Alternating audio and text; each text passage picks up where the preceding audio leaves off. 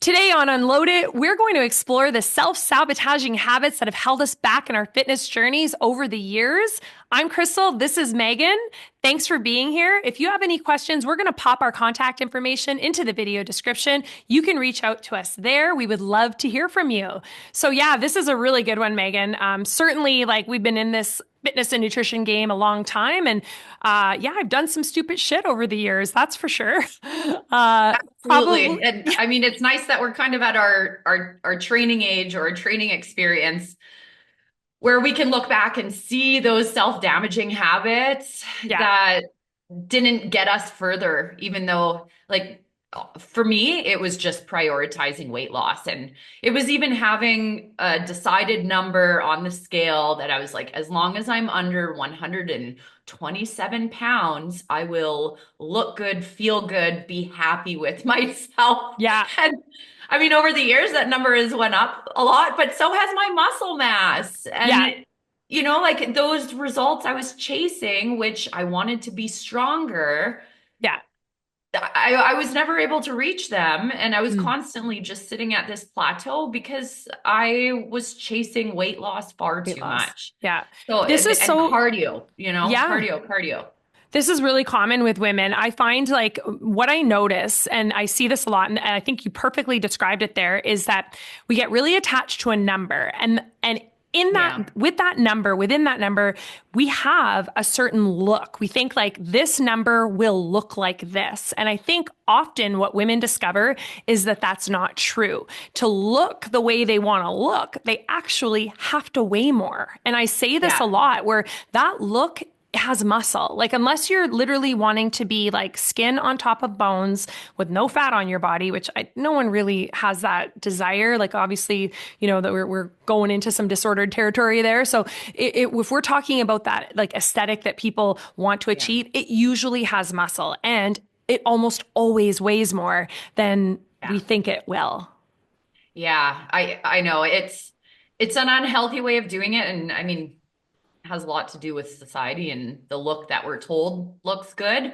I Yeah. know for me, it was like that fitness magazine look. That Yeah. girl, that's the girl I want to look at. Like, Oxygen magazine. Yeah. totally. But it wasn't talking about how much you need to eat and not being afraid of putting on weight to gain a little muscle, which And really lift. is going to help you lose more weight than your cardio anyway. We all It's know, just like we know this now. Yeah.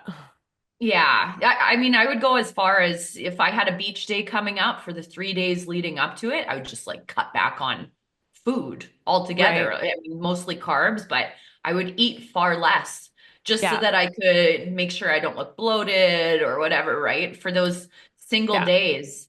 Yeah. And, Totally. but I couldn't achieve that tone look that I wanted because that included muscle.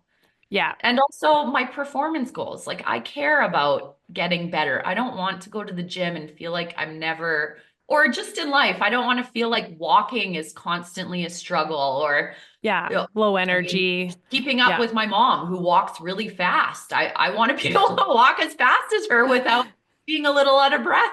Like Yeah. things just that simple should be the goals instead of weight loss, which Yeah. is performance, muscle. Yeah.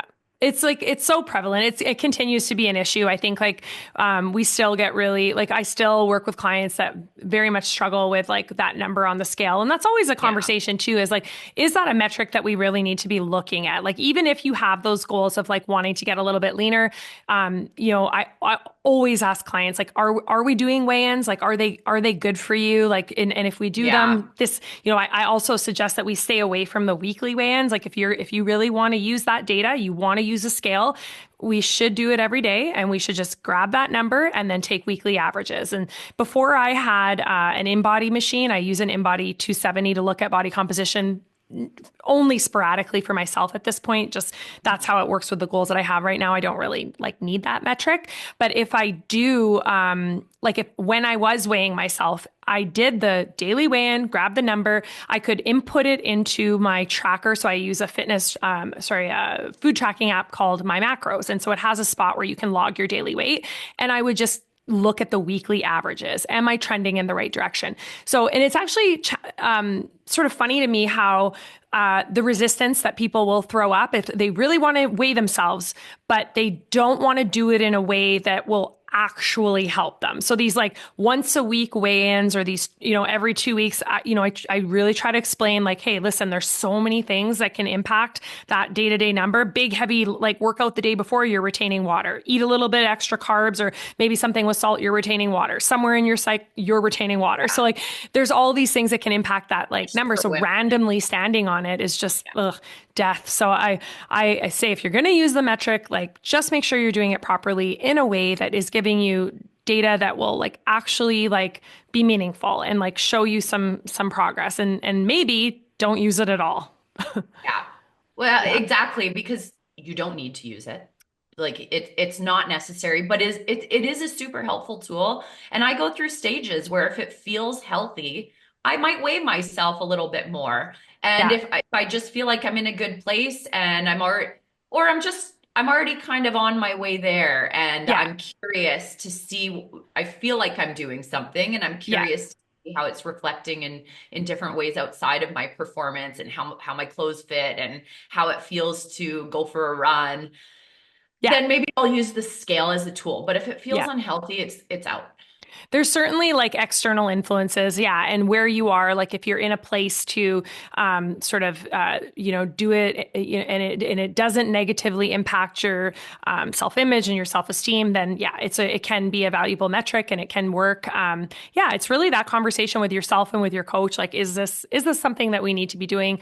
And I think even when it comes to like just pursuing changes with nutrition, are we in a place where we can do this? Like, my hope is that people can always make space for healthy habits, but sometimes when it feels like there's a lot of like life strain and we're really like busy and we're overwhelmed and there's a lot going on, I find that people struggle to put effort into their nutrition. I think it's helpful if we can, like if we can get to a spot where those habits can endure during very stressful periods. Like that's ultimately like, hey, you've arrived. Like you're in a place where like though we've built in some healthy habits and like it's just you're putting together good food for yourself. It doesn't really matter what's going on. Like that's really where we want to land. But yeah, I'd say for myself, the thing that I if I look back and I'm honest, it would be like just doing too much. Like just overtraining, like overreaching. So, and I think I probably have the personality that is susceptible to doing that. In that I'm like very driven, I'm very goal oriented. I almost On. always, yeah, I need to be working on something. Like that's why I sign up Yeah. for competitions. That's why I try new things. I need to, it drives me. It fills me with purpose. It gives me a sense of like, I'm working towards something. So I am that person, but there's also that sort of trap that you can fall into. And I think it was for me, definitely like CrossFit really brought it out because it's so varied. It's so broad. There's so much to be good at. And with the background that I had, there was a lot to get better at, like Yeah. in terms of just like gymnastics and weightlifting. Like, there's like, think of like Yeah. all the spinning plates in CrossFit, Yeah. right? Oh, I need my So aerobic system. exciting. So motivating, and that's what I love about it too. And I mean, sometimes I'll go through stages where, I'm a little more interested in the gymnastics side, so I don't stop weightlifting, but I can dial into that or spend my extra like 30 minutes a week on skill practice towards one of those things. Or you can do it in weightlifting Yeah. or more powerlifting style. So it Yeah. keeps you motivated and moving and And it's excited, fun. Yeah. engaged. But it also means that you have so many things to work on that you're Yes. trying to do everything all at once. So suddenly you're doing like 2, 3 hour workouts. And I'm not saying I don't sometimes do that, but usually that's like a long incline walk on top Yeah. of my weight training if I'm doing that. And Yeah. And just if it, monitoring how many of those like high intensity interval training workouts I'm doing per you're week. doing, Or yeah. if it's starting to damage my energy and my sleep, then I need to Yeah. just dial Back it her back. down. And But I think that's what I found when I was in that phase, when I was like, really feeling like, oh, I want to get better. I have all these competition goals. There's so much I need to work on. It was multiple sessions in the gym, beating myself down. I definitely had more injuries when I look back at that period. That's when Oh, I yeah. went through, like, I experienced more like injury in training, and it was probably related to the fact that I was overreaching, which impacted my recovery. And my mood was definitely like, I was way more irritable. I've talked about this before, but I look back at that sort of stretch where I was like not proud of the person that I was. I feel like I suffered on a personal level. It definitely impacted like interpersonal relationships, but it also like I think made me a shitty coach. And I can say that like, yeah, I can look back on that stretch and be like, wow, how did I think that my competition goals and the things that I wanted to do as this like low level, local competitor. I gotta really get those reps in and not like realize that, hey, like you could be like a way better coach if you just like, trained a little less. In fact, you could be a way better athlete if you trained a little less. So I do look back with some shame on that stretch of my life. But also like I grew from it. So like I recognize now, oh Totally. yeah, like that was a huge mistake. And I try very hard to impart that wisdom on my Really? athletes. And Yeah. because ultimately I think what the takeaway is just that like it just takes time. Like it takes time and like consistency and showing up, and you don't have to get it overnight. And Your body it should has to recover. You can only do so much in one day. So yes. seeing this as like, I need this by next month, and it's a higher skill goal, like Yeah. your muscle ups or your butterfly pull ups. And it's like, well, do you have a strict pull up? Like, do you have the base level of strength that you need to do those exercises? Yeah. No. Okay, well, work on the skill and the strength, but it's going to take more It's time. gonna You need take some time. Yeah. and just more repetition. And the overtraining also comes from just trying to jam every single exercise into every week instead of Yeah. having some kind of appropriate progressive overload where you have Cycles. those long-term goals in mind. And Yeah. I know that I'm far, far, far more successful now in that area than I used to be because I can train harder within my sessions. I'm Yeah. stronger. I run faster, but I mean, and I'm not injured. Like Hmm. the injuries are, I'm usually very quick to recover. If I do sustain anything, I can see it coming Yeah. and usually stop it or address it. For sure. And Yeah. I Your body can, will give you warning shots. Like I tell yeah, clients that like you get now, like the more experienced you are, the more you realize, ooh, like I know what this means. Like I'm overreaching. I'm doing a little bit too much of this, or I'm not doing enough of that. And you become more experienced in that. And hopefully that wisdom allows you to like, hey, scale things back, moderate things, address things that you're not addressing. yeah, As to avoid, yeah, experiencing yeah, those setbacks. And I think like too, maybe one of the overlooked aspects of like overreaching is like the loss of joy in training, like where you're just like, you can see it in some yeah, athletes when they're just banging their head against the wall trying to get something that honestly, like they haven't respectively earned. yeah, And something that I love about the high skill movements, your clean and jerk or heavier lifts or a faster run or just better form is that I know you put time in.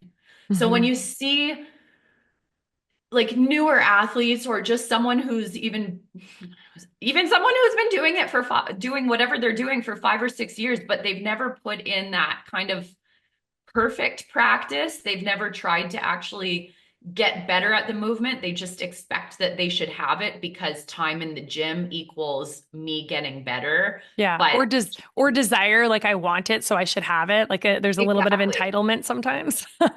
It's the entitlement. Yeah. Like you Yeah, need to earn it. And then if you're mad that you don't have it, have your feelings. I don't give a shit. But like go back to the drawing board and yeah, actually do the work. Don't yeah, try to test and test and test and overtrain to get there. That's not yeah, the answer. And that's not how the best athletes are doing it unless they're sleeping very well. They maybe are like sponsored by supplement companies and yeah. that's all paid for. And maybe they have a And personal chef. I don't And know, but you can't ignore like the fact that some athletes are going to enter the sport of CrossFit or like whatever, and they're just going to be naturally gifted. Like they are just simply going to be yeah, a better athlete than you. And like there, that might be a tough pill to swallow, but yeah, you just sometimes you just have to sit down and like suck it back. Like, yep, that person has more talent, at least at that yeah, specific thing, maybe overall in the sport. And then from there, it's like you have an option. You can have a growth mindset and you can be like, yep, I'm going to have to work harder for these things than that person. They have more natural talent than me. yeah, That doesn't derail me. I'm not like, I don't feel like small or like less of a person or less worthy or whatever. I'm still going to pursue these things because that's my mindset. Or you can like, be bitter and angry and like beat the crap out of yourself and not be intelligent about how you approach your training in your desperate attempt to, yeah, you know, try to, be as good as somebody else when you should just, have that mindset. I'm going to be smart about this. And it's okay yeah, that that person has more talent. I know I got to work harder at it, but yeah, I'm okay with that. I think like ultimately, I think I realized that's who I am. Like I definitely didn't come into CrossFit with a ton of like talent for weightlifting or gymnastics. I would say I had like zero aptitude. nothing I serious. can run. I am a good runner. But the other stuff I've had to, yeah, I've had to go. It's a journey and it's still a journey. It So is. And that's why you have to like it. Like you have to yeah, learn to enjoy it. And if that means shared time with friends is better for you, or maybe it's your time alone, yeah, or just finding the pieces of the program that you enjoy and no, not avoiding your weaknesses, but if you're balancing them. hating it, I don't know, maybe work on your strengths for a few Yeah. weeks and come back to your Then weaknesses come after. back to it. Like I be love that advice. Yeah, I think joy. that's actually super valuable, Megan. And it was something that Mike actually said to me in training. Like when we would talk about like getting ready for competitions or training in general, he's like, if you always beat the crap out of yourself and you always put your weaknesses into your conditioning workouts, your conditioning is going to suffer. Like, for example, when I was trying to get better at muscle ups and I would put muscle ups into conditioning style workouts, and then I would like stand at the rings for 3 minutes trying to get my next rep, he'd be like, your conditioning is not getting better right now. Like, it's actually getting worse because like And you're that's not not training, challenging that's yourself. Yeah. testing. Like Yes. you're constantly testing yourself. You Yeah. need to train if you want to see progress. And progress is fun, especially if you want to spend time on these things. It's the progress that's Yeah. fun. If you want to test and feel successful and see the progress, it's the work. So Yeah. go back to training, go back to work. And yeah, like don't beat yourself down with and it's even just your class programming. If you see 10 muscle ups programmed and you're like, I'm going to stare at the bar most of the workout. Cut it down. Do Yeah. singles, do whatever, do 2 or 3 in a row. Yes. Do some kind of scaled back version of the exercise that actually allows you to progress on that exercise, but like find a way to make it training and Yes. enjoyable while you're also getting better at conditioning. Yes. And there's so 100%. many different ways to manipulate the workouts doing it like that. But that's really good advice coming from Mike. Yeah. Oh man. I like he was always such a great coach and so much of the stuff that he told me, that like, I'm not listening. Like I look back now and I'm like, yeah, he had it right like 12 years ago, but Well, we need to learn oh from one too. And that's something that well. as coaches, you and I understand that Yeah. e- even though I can give the best advice and I want you to learn from my mistakes so that you avoid them, there's only so much of that I can do. I mean, I remember my coaches when I started CrossFit saying like, go home. Why have you been at the gym for 3 hours? For three Go on hours. shapes. And I had a Yeah. second membership and I'd go and work out after my workout and I wouldn't tell them. And I was Yeah. injured all the time and I was quite unhappy, other than the fact that I had found something new and shiny and it was very Yeah. exciting. But Exciting. well, And you just want to get better, and I think like that's, like we can look back at these sort of self-sabotaging habits now and we can see other people engaging in those behaviors yeah, and do our very best. If you had to like if now where you are, like right now in your coaching career and in your development, like as an athlete, as a person, and if you saw like, young Megan coming into the gym and she was behaving like this and you knew like, hey, she's like heading over to freaking Good Life as soon as she's done here, like, at class, and you knew like she was like not eating enough, she's underfueled, and you just had, you had like 30 seconds, you wanted to say something like really powerful to her to try to just like maybe be the catalyst for change. What would you say? Like, how would you have that conversation? What would be your like words of Mm. wisdom? Well, I've never been good at keeping anything to 30 seconds or under, but I will try. And I will say I don't think she would have listened because she was just doing whatever she wanted, and that was that. I had great advice, but it would Yeah. be get stronger and just do the same thing more often. Stop trying to do absolutely everything. Yeah. And don't be afraid to do a squat cycle that lasts like 6 to 8 weeks. Don't try and test because you worked on your squats for 3 weeks and suddenly it's like, oh, I've earned a test day. Stop maxing out. Yeah, stop maxing out all the time and chasing PRs and just focus on those progressions. I will Yes. say now, though, that I feel like back then there was an abundance of advice, just the way that there is now, and progressions, but I didn't, and even my coaches didn't necessarily know at the time which ones were going to add the most value to me, just because we were still learning a lot in this Mhm. space. So I do feel like now I've narrowed down more exercises into like what packs more of a punch just Yeah. out of every single exercise so that I don't have to do 50 things to try and Yeah. figure out how to get better at one thing. I can narrow it down to just a few things to do very consistently long Yeah. term, which is is hard when you're training people who think that they need to do everything to get better at one thing, which Yeah. is what fitness is now. It's like these are your core exercises you need to do if you just had a baby, and then you like it's must do these five, but then you see must do these 10, and now it's like I've got 20 must 15. do exercises. Yeah. One or Yeah. two probably was enough if you just did them long for a longer period of time. So Yeah. slow Yeah. down and don't try and do so much and be okay with that. Yeah. Exactly. Not That's 30 seconds, but yeah. Yeah. Great advice. I think that's pretty great advice. It's pretty much the same advice I would give to myself or someone in a similar position. I would just say like, yeah, build a strong foundation. When I look back on how much I was doing and everything, I would have just said like, do less. Make it quality work. Stop Yeah. thinking that it needs to be like you need a ton of volume. You need good quality work and you need to build a strong foundation. And I think about like in particular, like anything inverted with me, like handstand walking and handstands in general, huge weakness. They continue to be like a work in progress. But I think when I look back, I just was trying to run before I could walk. So it was like, I'm trying to walk on my hands, but like, I don't really have a great handstand. I can barely hold, 5 seconds upside down, but I have this expectation I should like really be able to walk. So that would be my advice is like, do the little things, like build a strong foundation. Like how you want to do muscle ups? Can you do false grip ring rows? Can you do a strict muscle up? Like Can put you those even do things a in. 30-second or a 1 minute hollow hold? Right. Yeah, exactly. Build a You strong hang, foundation.